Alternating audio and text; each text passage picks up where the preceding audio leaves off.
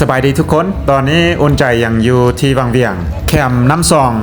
สำหรับวิดีโอนี้อุ่นใจจะพาทุกท่านไปเบิ่งไปชมบรรยากาศการนั่งเรือขึ้นแล้วก็ลองน้ำซองที่ว่าเป็นที่นิยมของนักท่องเที่ยวทั้งหลายบ่ว่าจะเป็นนักท่องเที่ยวภายในเฮาและก็นักท่องเที่ยวภายนอกหรือว่าต่างประเทศนั่นเองไปลุยนำกันเลยพี่น้อง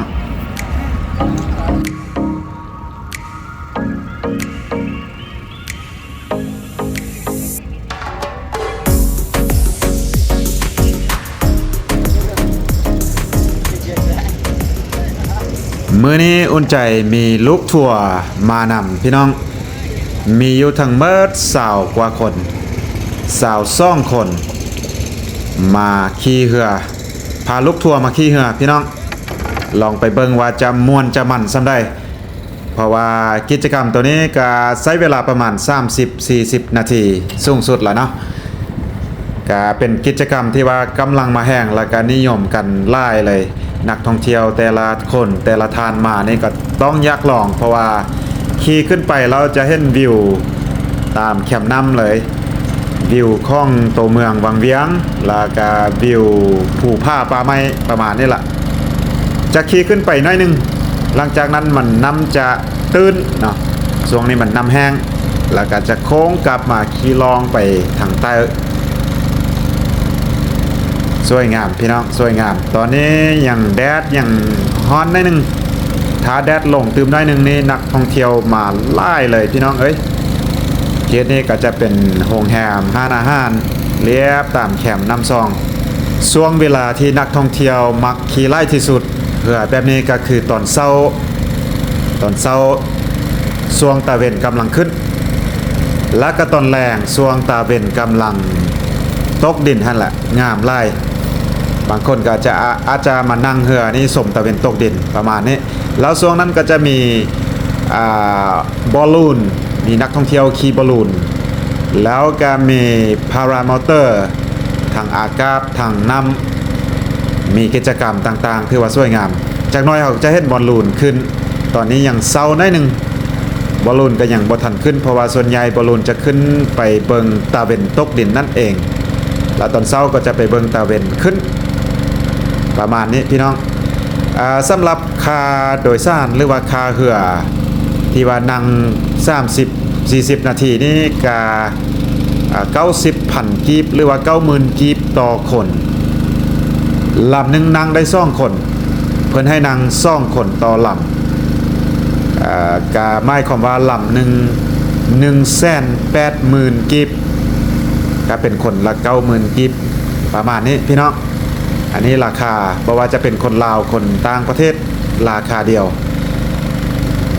ต้องได้ผ่านขั้วตัวนี้มีเวลามาย่างข้ามขั้วตัวนี้ก็งามเช่นกันมีนักท่องเที่ยวก็กำลังลองเรือกายักมากิจกรรมทางน้ำนี่ก็ไล่พี่น้องถ้าขึ้นไปเรื่อยๆขึ้นไปจนฮอตถึงพุ่นจะมีห้านอาหารมีบาร์ต่างๆแล้วก็บางบอนก็จะมีการกินดื่มปาร์ตี้มวนซื่นกันเลยแหละพี่น้องเอ้ยถือว่าทรายน้ำนี้บ่มีเงียบเง่าสิซะเนาะเขตวังเวียง มวนตลอดการมาวังเวียงแล้วบ่วังเวงแน่นอนพี่น้อง มวนแน่นอนมักกิจกรรมแบบนักก็มีเช่นกันพี่น้องเอ้ยบอกว่าจะไปปีนภูปีนผ้าซิปไลน์บอลลูนย่างปลามีครบอยู่วังเวียงพี่น้องแล้วก็กิจกรรมทางน้ำแบบนี้เนาะว้าวน้ำนี้ก็ใสดีพี่น้องเอ้ยน้ำใสดีบางบอนบางจุดนี้เห็นพื้นดิน ตื่นน้ำตื่นไหลช่วงนี้เป็นฤดูแล้งน้ำแห้งถ้าเป็นช่วงฤดูฝนนี้น้ำนี้สัมผัสว่าใหญ่ใหม่พี่น้องเอ้ยว้าวแกงนี้ลองเหือคายักหรือว่าทูบบิ้งนี่สุดยอดเนาะน่าจะม่วน เพราะมันน้ำไหลแห้งเข็ดนี่ห้านอาหารซ่องฝากฟังแม่น้ำซองนี่ก็จะเป็นห้านกินดื่มห้านอาหาร ที่ว่ามีนักท่องเที่ยวตอนนี้ก็เต็มแต่ส่วนใหญ่จะเป็นตามสังเกตตอนนี้เป็นคนลาวเขาเองพี่น้องเอ้ยนั่งเต็มซ่องฝากฟังแม่น้ำซองกำลังลิ้นน้ำมวนซื่นเพราะว่าช่วงนี้อากาศร้อนเริ่มร้อนเข้าไปเรื่อยๆเดือน3เข้าเดือน4เมษาแล้วก็แม่นช่วงฉลองบุญปีใหม่แห่งร้อนเนาะมาฮ้อนนี่เขาจะตาวกลับเพราะว่าขึ้นไปตื้มละหนึ่งนำแห้งไล่นำตื้นยานเหือสีขึ้นบ่ได้ก็เลยว่าปกติมาฮอดนี้แล้วก็กลับถ้านำไล่กว่านี้เพิ่นจะขึ้นไปไก่กว่านี้ตื้มตอนนี้ตาวกลับละแต่ว่าเขาจะลองไปทางใต้ของเมืองวังเวียงก็จะไปไก่เติบตามที่อุ่นใจเคยไปก็ไปไก่เติบบางทีก็เพิ่นก็ว่า30นาทีเนาะแต่ว่าขี่ตัวจริงแต่บางครั้งก็ฮอต40นาทีพี่น้องแข่งกัน ว้าวต้องได้โซเฟอร์เรือนี่กัปตันนี่ก็ต้องได้สำนาญแท้ๆเลยเนาะ เพราะว่าบางบ่อนี่ก็แคบๆแล้วก็มีเรือลายนำตื้นอีกก็ต้องได้เอาไปให้มันทึกซองบอลลูนเริ่มขึ้นแล้วพี่น้องบอลลูนเริ่มขึ้นละโอ้นสีแดงๆพุ่นบางวันนี้บอลลูนขึ้นเป็น10หน่วยพี่น้องเอ้ยไล่ถ้าช่วงได้มีนักท่องเที่ยวขึ้นไล่นี่ถือว่าไล่พิลึกเนาะหน่วยนั้นขึ้นไปพุ่นแล้วคึกคืนตลอดกัน เพราะว่าการที่มาวังเวียงนี่ก็สะดวกสบายตอนนี้บ่ว่าจะมาจากนครหลวงเวียงจันทน์ก็มีทางเลือกไล่อยู่มาทางรถไฟใช้เวลาชั่วโมงเดียวมาทางด่วนชั่วโมงไปโอ้หงแหมลังเนพี่น้องเอ้ยน้ำตกตาดงาม แล้วก็บ่ว่าจะมาทางหลวงพระบางก็เส้นกันพี่น้องสามารถมาทางรถไฟได้ใช้เวลาไปเพียงแต่ชั่วโมงนึงเนาะจากหลวงพระบางสะดวกสบายในการเดินทางจากหลวงพระบางหรือว่าจะมาจากแขวงภาคเหนือบอกว่าจะเป็นอุดมไซด์บ่ประมาณนั้นสามารถมาทางรถไฟได้วังเวียงเอ้ยพี่น้องภูผ้าป่าไม้นี่บ่มีเบื่อนะผู้ใดมักธรรมชาติสุดยอดเลยเขาจะลองไปเรื่อยๆตอนนี้นักท่องเที่ยวก็เริ่มมาไล่ละเบิ่งแต่เหือพี่น้องเอ้ยขึ้นไปกุนกันละเพราะว่าลำหนึ่งนั่งได้2คนคันท่าเป็นนักท่องเที่ยวกลุ่มใหญ่มานี่ก็ไซไล่คันไปพร้อมๆกันคือของลูกค้าของอุ่นใจเนาะลูกทัวร์ของข้าพเจ้าเองนี่ก็สาวปลายคนทั้งรวมทั้งหมดก็สาว2คนก็ใส่เรือ10กว่าลำ11ลำว้าวเริ่มสตาร์ทซูน บ่เป็นซูนอันนี้เป็นทาเหือบอลเพิ่นเริ่มนั่งเหือแล้วพี่น้องมีซ่องฟักฟังแม่น้ำซองฝักซ้ายมือก็มีฝักขวามือก็มีเหือนี่เป็นร้อยลำเลยพี่น้องบ่ต้องย่านบ่พอกันเนาะ อยู่ลุมเพิ่นก็มีโอ้บอลลูนเริ่มขึ้นละเริ่มขึ้นไล่หน่วยละบอลลูนเห็นบ่1 2 3 4หน่วยสตาร์ท5หน่วยขึ้นไปละไล่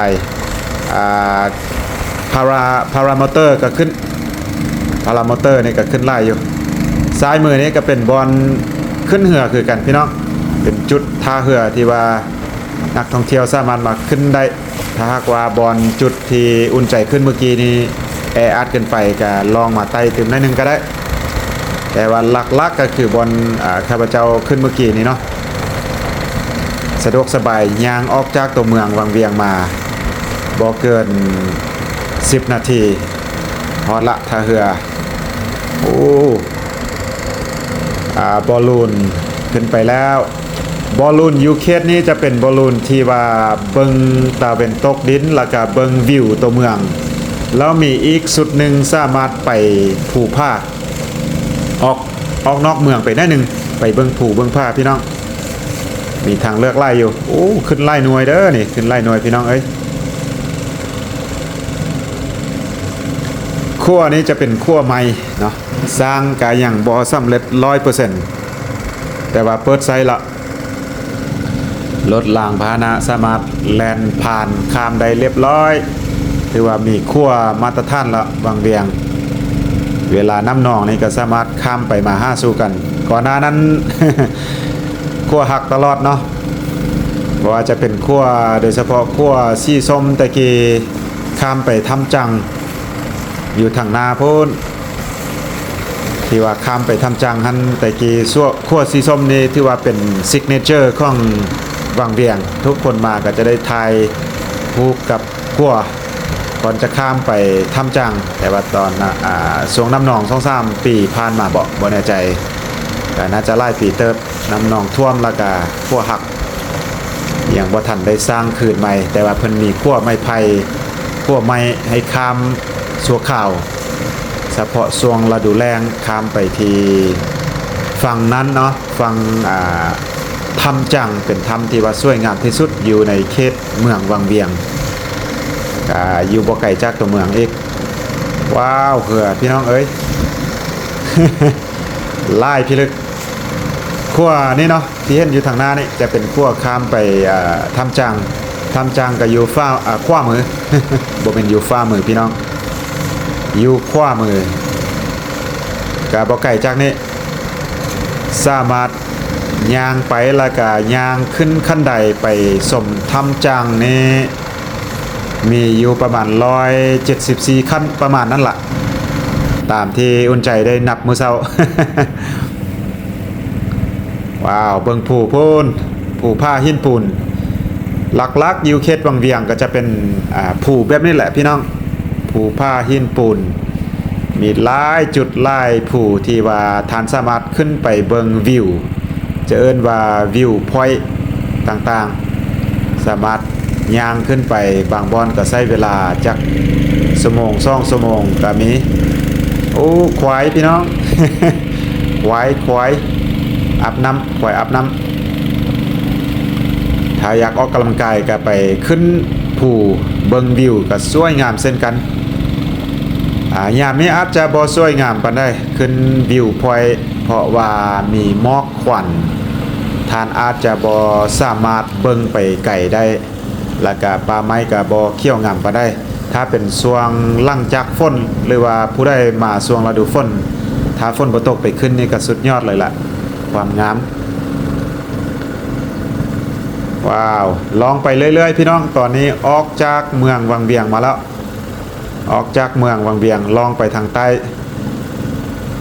ก็เขตนี้ก็จะเป็นยังเป็นป่าอยู่โอ้ควาย มีควายอีกพี่น้องเป็นแต่ควายกลุ่มนี้ก็กำลังอาบน้ำกันอย่างเย็นสบายเพราะว่าอากาศร้อนช่วงตอนสวยแรงๆมาแบบนี้ก็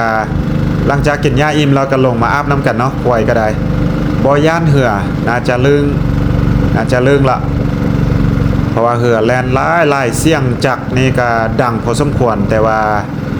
ควายก็บ่ย่านเขตนี้นำตื่นหลายเพิ่นก็ต้องได้เลียบไปแคมนี่เลียบแคมเพราะว่าฝั่งซ้ายมือนี้นำตื่นหลายโอ้อันนี้กลุ่มใหญ่เลยพี่น้องเอ้ย พากันอาบน้ำกันเนาะกลุ่มใหญ่เลยโอ้โหบางกลุ่มบางโตยังอยู่พุ่นยังอยู่ป่าพุ่นก็จะเป็นควายของชาวบ้านเขตนี้แหละพี่น้อง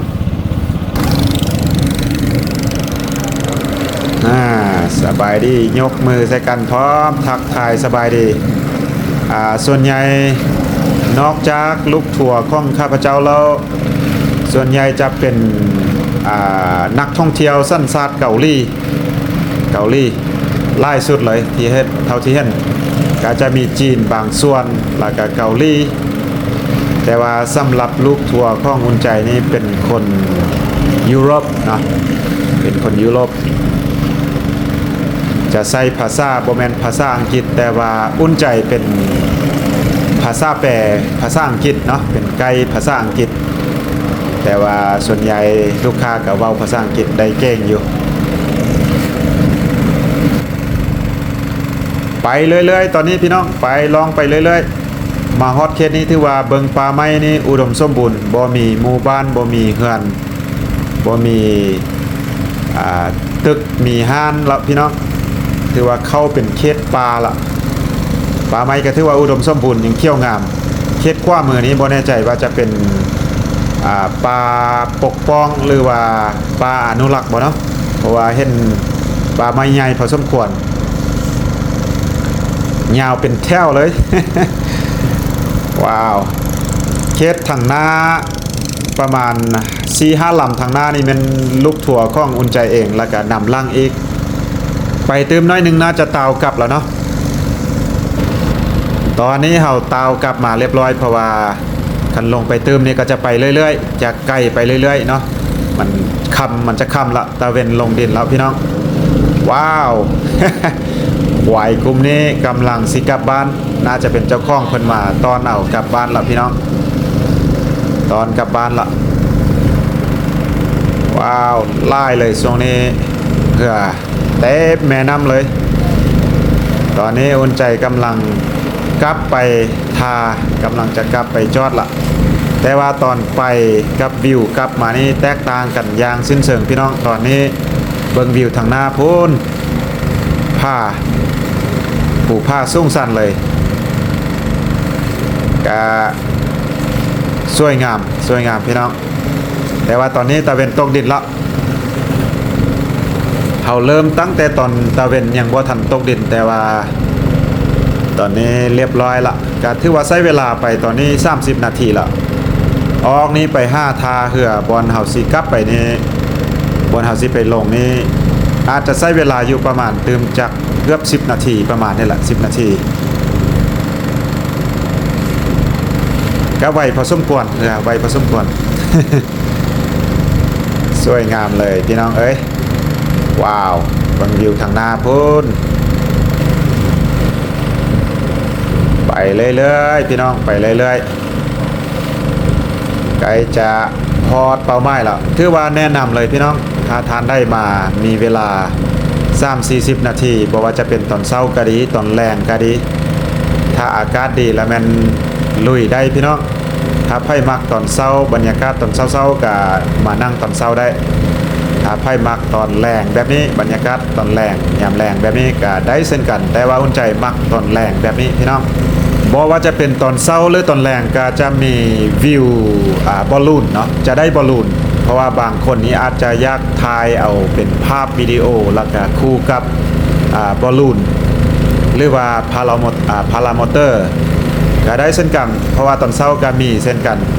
แต่ว่าบางครั้งตอนแรงนี้อาจจะล่ายกว่า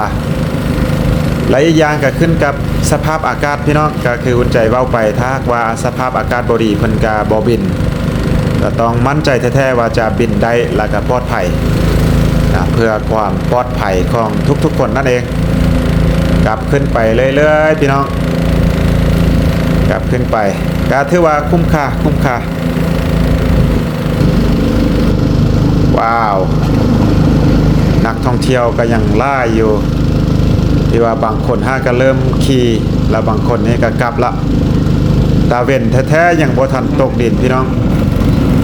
เพราะว่าเมื่อกี้นี้อุ่นใจไปทางใต้พุ่นแล้วมันผูสูงแล้วมันผูผ้าบังก็เลยว่าคือตะเวนตกดิน